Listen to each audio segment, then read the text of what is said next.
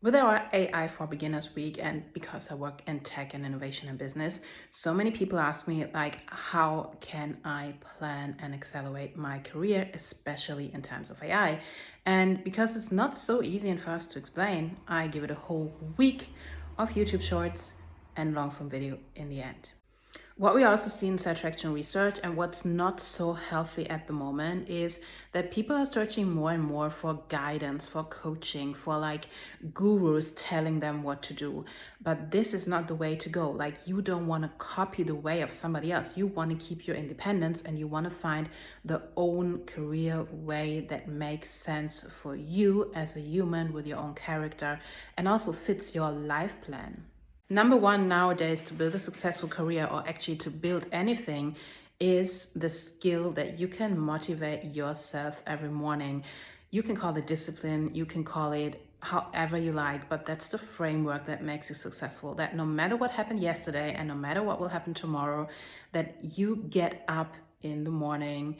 I would recommend like at an early time, because then you have the full day for like working and learnings and getting feedback, and like do this every day. And some days will be like a little late, or you will be a little lazy or a little sad or whatever. But when you manage to get up every morning, maybe at the same time in the best case, like this is so easy to do. It doesn't cost anything and it really sets you up for success. Pro tip: if you're an employee at the moment and you want to do something else, like work somewhere else or build your own business, get up earlier than normal, so you have at least 1 hour every morning to focus on the thing you build, and then you go and do your money job.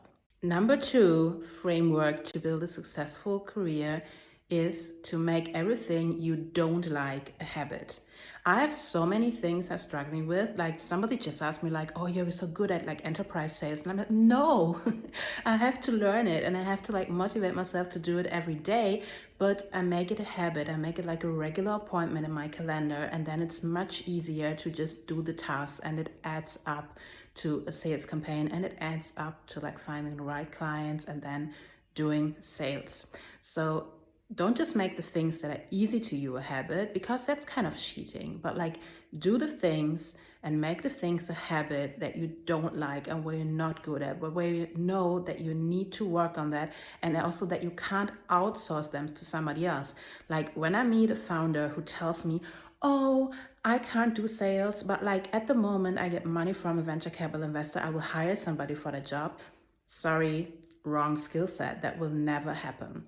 So make the things you are not good at your habits and put them in your calendar with their own starts, and just repeat, repeat, repeat, repeat, and learn. The grass is always greener on the other side, and everybody thinks that. So actually there's no green grass. Maybe. But what I want to tell you is there are so many trends and so much distraction on the internet, especially. But like, stick with your goals, stick with your own way. That's also kind of persistence. And this is what makes you successful in the end. You know, nobody says, oh, I have this 1 minute of experience and then people are impressed. But like, there are very few people who can say, I have 10, 20, 30, 40 years of experience with something. Those are the ones we look up to in the end. Never forget that. What's the thing with the hard skills and the soft skills? I had so many discussions around that, like during my early days in my career, especially because there are things where you can get a certificate, where you can show, and especially in tech, where you can show your skills and everybody will understand on the same level. There are standards, like, you know, if you're good at coding in a certain language, or you understand a software setup or a tech stack, you know, this is something you can really prove.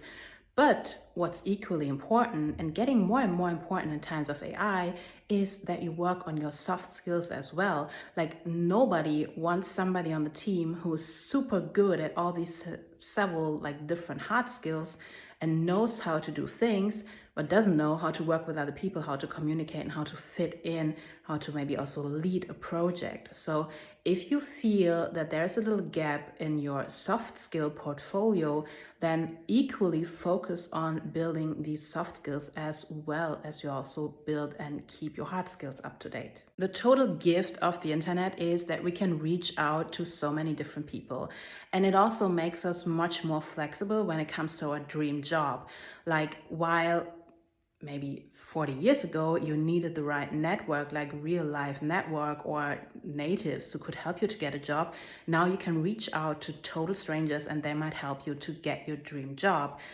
But to start this campaign, you need to know what your dream job actually is.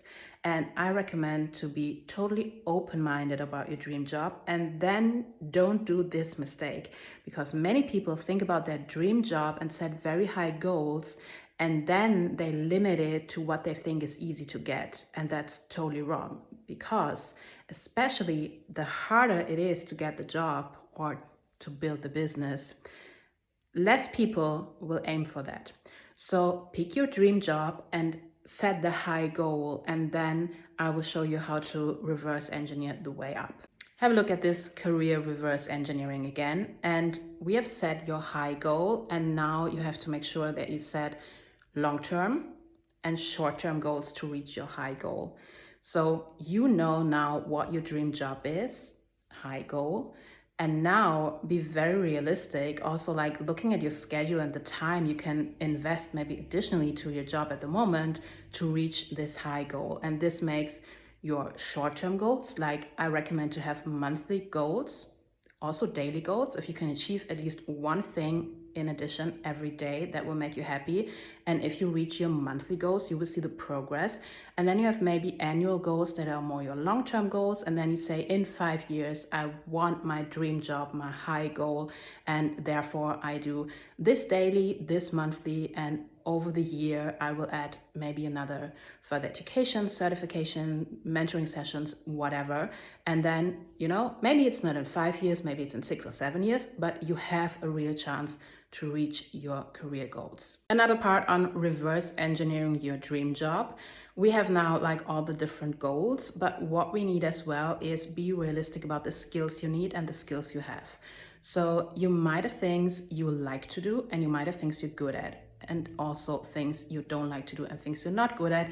And normally every job or business or whatever you want to build is a mix of everything. So you will have things you don't like to do, maybe not every day, but like every week or so. Trust me, it's never going away.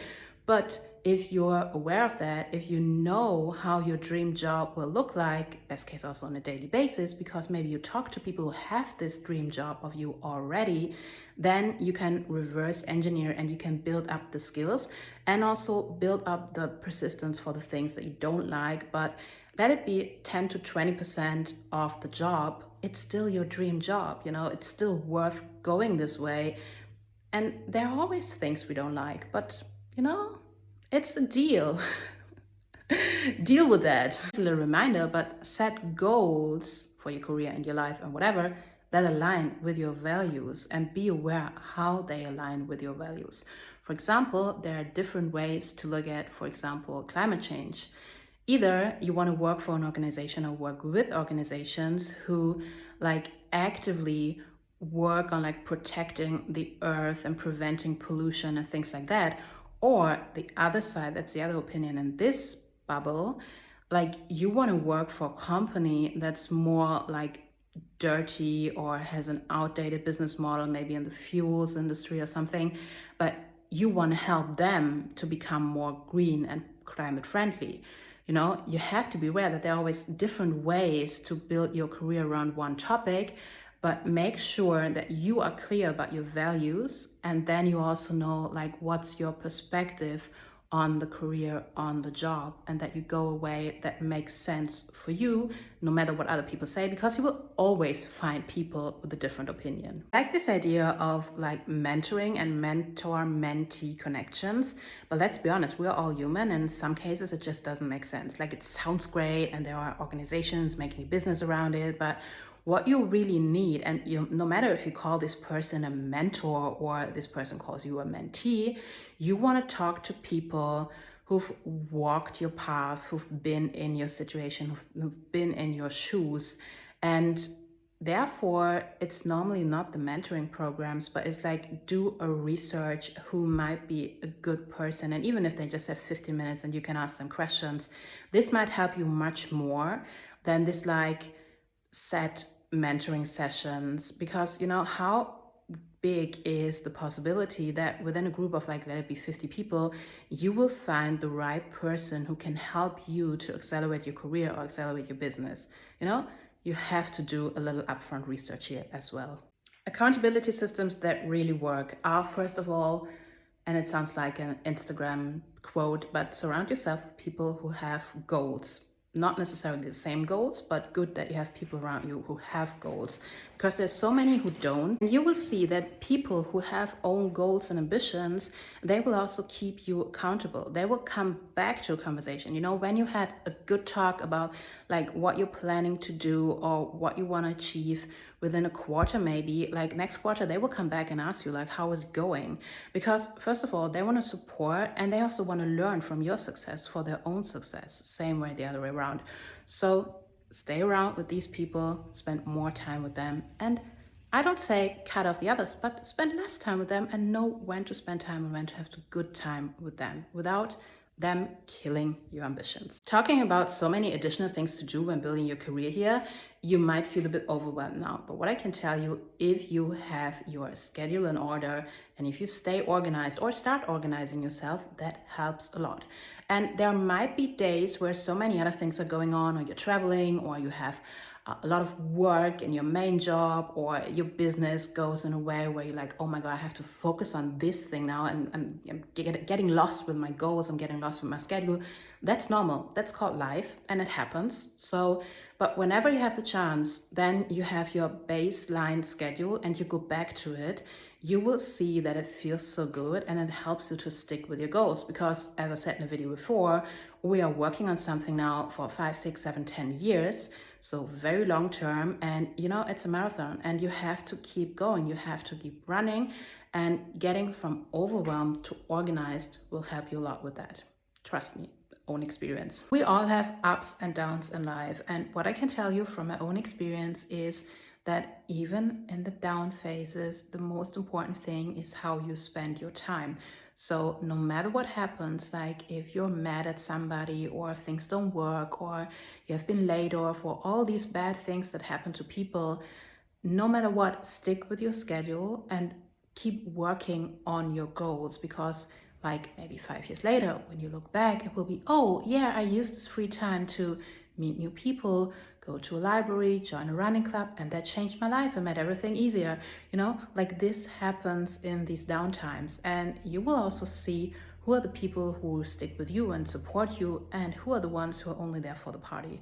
So maybe these downtimes are not the worst time in life. I'm a big fan of AI, not when we type in or upload sensitive information, of course, but you can have great career discussions with AI. Why? Because there are so many job applications and there's so much information from all different companies on the internet, and AI was trained on it and finds it. So you can discuss like, what skill set do I need? How does a job application, a typical one for job X, Y, Z, how is the career path at the certain company, for example, to make it up to my career goal? You will have all this information at a fingertip without doing a huge internet research nowadays. So use these capacities, use AI without sharing any sensitive information, but to discuss a possible career or business path for you. Now, this needs a bit of time and training and experience with this whole career or business building thing, but you have to break your monthly and your annually and your high goal into daily tasks. And some of these tasks feel good and make sense, and some you will end immediately if you feel that it doesn't lead to any result. And that's something that's so easy to understand for people who run a startup, and so hard to understand for employees. Like, I had great discussions around this, but the actual deal is that you value your time every second. And when you set something in your schedule and you say, I want to work on this, I want to work on this task to achieve my higher goal, and then you feel after maybe a minute or two, wow, this doesn't make sense, or it doesn't work as I thought, end it. You will not spend another hour or two. You're not paid for this time. You know, when you're building something for yourself, you're not paid for this time. So you will skip that, do something else that makes more sense for the goals you set. And as I said, if you're an employee, this might feel so complicated in the beginning, but train it.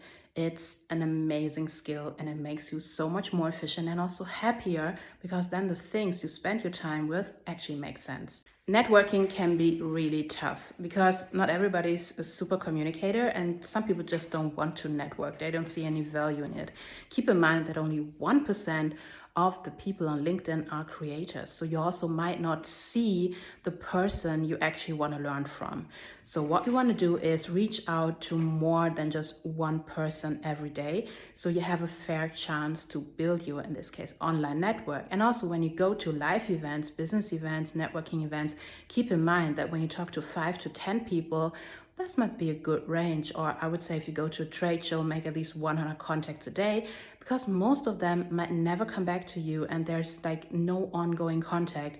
You want to reach out to as many cool, inspiring people as possible, because everybody has their own life and you never know if like there will be any kind of connection I will ever talk to them again. I absolutely like certificates and it's a great way to prove your skills, but it's a problem if you have only certificates and absolutely no project experience, because like that will show that you have, like from an academic way, you worked on the hard skills but you never used them. And also in a project, no matter if you build something for a corporate or if you build a business or if you do some voluntary work, you will also have the in between the line skills, not necessarily soft skills, but things you have to figure out in time, or like the thing that keeps you up at night that you have to solve, or things not going the way, or challenges, or some things you have to do to rescue the project at a certain point.